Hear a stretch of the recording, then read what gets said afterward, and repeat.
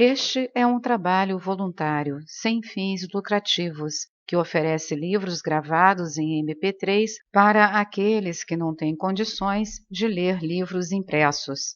Para ouvir este e outros livros gratuitamente na íntegra, acesse nosso canal e leia as instruções na aba Sobre. Este livro foi gravado para o uso exclusivo da pessoa com deficiência visual, não podendo ser comercializado de acordo com a Lei nº 9.610, de 19 de fevereiro de 1998. Aforismo 37. Perguntaram os discípulos a Jesus: Em que dia nos aparecerás? Em que dia te veremos? Respondeu Jesus: Se vos despojardes do vosso pudor, se como crianças tirardes os vossos vestidos e os colocardes sob os vossos pés, percebereis o Filho do Vivo e não conhecereis temor. Assaz misteriosas são essas palavras. Os discípulos que viam diariamente o Jesus humano, evidentemente não perguntam por essa visão. Querem saber quando eles verão o Cristo divino e quando este se lhes manifestará. Para verem o Cristo divino no Jesus humano, ou mesmo sem o Jesus humano, responde-lhes o Mestre: devem seus discípulos despojar-se do pudor, despir-se totalmente e pisar aos pés as suas roupas, como crianças que nada sabem do pudor dos adultos. Que quer Jesus dizer com essas palavras esotéricas? Que significa desnudar-se, pisar aos pés a sua roupagem? Quando é que o homem aparece em toda a sua desnudez infantil? E por que é que somente assim, em total desnudez, pode ele ver o Cristo? Nossa alma é o Espírito de Deus em forma individual. Nossa alma é luz, um raio solar emanado do Sol. Mas a nossa alma foi revestida de uma roupagem por nossos pais e pela natureza, a roupagem do nosso ego terrestre. Por que essa materialização do nosso espírito? Sem essa materialização corpórea, o nosso espírito não encontraria resistência. E sem resistência não há evolução. Resistência é dificuldade, é sofrimento. A nossa alma se achava em estado neutro, amorfo, antes da sua encarnação. Encarnou no corpo a fim de encontrar resistência e assim poder atualizar a sua criatividade potencial. Essa resistência, tensão ou tentação indispensável para a evolução do espírito é a nossa viagem evolutiva rumo a Deus. A Epístola aos Hebreus declara que o próprio Jesus passou por essa mesma resistência, embora não tenha sucumbido a ela pelo pecado. E o próprio Jesus declara aos discípulos de Emaús que tudo isso era necessário para entrar em sua glória. Enquanto o homem anda envolto na pesada e opaca roupagem do seu corpo e se identificar com esse invólucro, não pode ele ver o Cristo. Mas, quando se desnuda do seu ego e aparece em seu eu divino, então sabe ele que eu e o Pai somos um, que ele é o Cristo interno, puro como a luz do mundo. Esse desnudamento metafísico nada tem a ver com a morte física do corpo, depende do seu voluntário egocídio. A criança não conhece pudor por inocência, o homem espiritual não conhece pudor por sapiência. Entre a inocência da criança e a sapiência do homem espiritual há a inteligência do homem profano. Quando o homem saiu da inocência do Éden e entrou na inteligência da serpente, diz o Gênesis, sentiu ele vergonha da sua nudez. Mas quando o homem ultrapassar a zona do seu ego e entrar no reino do eu, nada saberá de vergonha, porque a sua nudez será sagrada e pura como a da luz e do Cristo. Pudor e vergonha têm a ver com sexos, que é do ego masculino e feminino, mas o eu divino está para além do sexo. Não mais haverá quantificação pela união da criatura com o Criador. As núpcias místicas entre a alma e o Cristo se realizarão entre o puro eu e o puro Cristo. Para que o homem possa despir-se da roupagem do ego e pô-la debaixo de seus pés, deve ele contemplar o seu eu pelo autoconhecimento e pela autorrealização.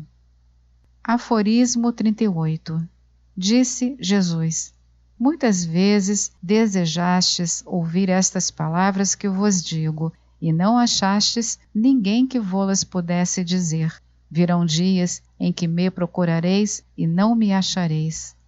Milhares de homens de boa vontade, homens altruístas, homens virtuosos, andam em busca do Cristo e não o acham. Por que não? Por mais estranho que pareça, ninguém pode achar o Cristo, ninguém pode achar Deus.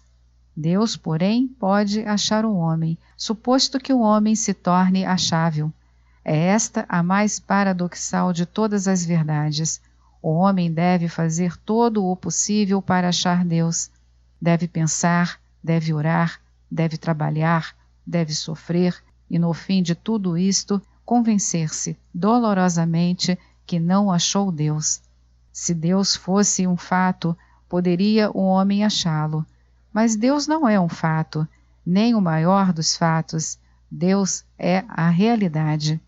E a realidade não é algo que o homem possa achar. A realidade só pode achar o homem se ele consentir em ser achado. Infelizmente, porém, raros são os homens que permitem ser achados pela realidade.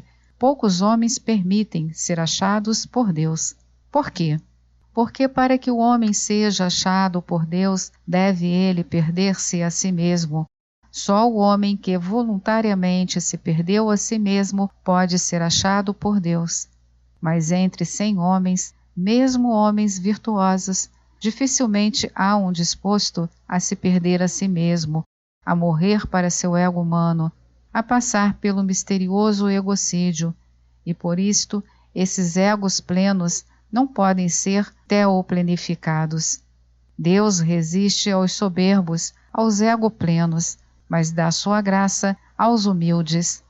Infelizmente, muitos homens, embora virtuosos, são ego-plenos, como aquele fariseu no templo que, apesar da sua virtuosidade ascética e filantrópica, voltou para casa não ajustado com Deus. Ele, o ego ajustado, ele, o teo desajustado. O único caminho que conduz a Deus é o total ego esvaziamento. Quem foi encontrado por Deus ou pelo Cristo em pleno ego vacuidade, nunca mais o perderá. Mas quem procura Deus ou o Cristo em ego plenitude, mesmo na plenitude do ego virtuoso, não o achará. Não adianta mentalizar-se como ego superior. É necessário transmentalizar-se, superar o ego, tanto vicioso como virtuoso, e deixar-se invadir por Deus. Quem não se integrar será desintegrado. Quem não se esvaziar não será plenificado. Quem não morrer não nascerá. Aforismo 39. Disse Jesus: os fariseus e escribas tiraram a chave do conhecimento e a ocultaram. Nem eles entraram, nem permitiram entrar os que queriam entrar. Vós, porém, seres inteligentes como as serpentes e simples como as pombas. Esse texto é conhecido por outros evangelhos, mas sem a conexão que Tomé estabelece. Os fariseus e os escribas ensinavam teologia, que é uma ciência analítica sobre Deus, mas não é a visão intuitiva de Deus, que é a verdadeira religião. E assim fechavam a entrada no reino de Deus a seus adeptos, que se guiavam por esse horizontalismo intelectual, porquanto do mundo dos fatos não conduz nenhum caminho para o mundo dos valores, porque estes vêm de outra região. Assim disse Einstein. Quem se contenta com fatos e os identifica com valores, com a própria realidade, obstrui o caminho que leva a Deus, adora ídolos fictícios, mas não o Deus verdadeiro. Valor, realidade, Deus não são fatos que possam ser descobertos pela inteligência analítica. Deus é a realidade que se revela ao homem que esteja em condições de receber esta revelação. A inteligência é simbolizada pela serpente, a intuição é representada pela pomba. Quando a inteligência substitui a intuição, impede o homem de conhecer Deus. Mas, se a inteligência serve de precursora da intuição e é integrada nesta, então é útil para a experiência de Deus. É neste último sentido que Jesus recomenda a seus discípulos que sejam inteligentes como as serpentes e simples como as pombas. A própria ciência, no seu estágio mais avançado, compreendeu a necessidade da união entre análise e intuição. Einstein disse: "Eu penso 99 vezes e nada descubro. Eu deixo de pensar e mergulho num grande silêncio, e eis que a verdade me é revelada." Thomas Edison escreveu: "Eu necessito de 90% de transpiração, ou seja, esforço pessoal, para ter 10% de inspiração." Tanto Einstein como Edison reconhecem a necessidade do trabalho da inteligência como fase preliminar necessária a ser superada. Ambos concedem que suficiente é somente a revelação ou inspiração intuitiva. A mentalização se torna obstáculo somente quando pretende substituir a transmentalização, quando ela se põe na vanguarda da nossa vida, em vez de ficar na retaguarda. Nesse sentido, diz o Bhagavad Gita: "O ego é um péssimo senhor da vida, mas é um ótimo servidor." A inteligência é como João Batista, precursor da intuição do Cristo, e deve dizer: "Convém que ele cresça e que eu desapareça." Aforismo 40. Disse Jesus: "Uma videira foi plantada fora daquilo que é do Pai, e como não tem vitalidade, será extirpada pela raiz e perecerá." A comparação completa sobre a videira que o Pai plantou e os ramos da videira se encontra nos evangelhos de João 15 e de Mateus 15, onde Jesus faz ver que o ramo só pode frutificar enquanto a seiva vital do tronco da videira o alimentar, sendo que o Cristo se compara com o tronco da videira e os homens com os ramos. Segue-se que a mesma vitalidade que flui pelo Cristo flui também pelos outros homens. Mas, se o homem não tem consciência desse Cristo interno e não vive de acordo com essa consciência crística, será cortado e lançado fora. Se, porém, o homem tem consciência do seu Cristo interno e a manifesta pela vivência, então será podado ou purificado para que produza fruto mais abundante ainda. Destas últimas palavras se segue que a Cristo-consciência e Cristo-vivência não isentam o homem de sofrimento, mas o levam a um sofrimento-crédito evolutivo. Tomé frisa apenas um aspecto dessa parábola mística, que o homem que julga poder produzir fruto por si, pelo seu ego humano, é como um ramo da videira que pretende frutificar sem a seiva do tronco da videira. Esse homem acabará estéril e será lançado fora.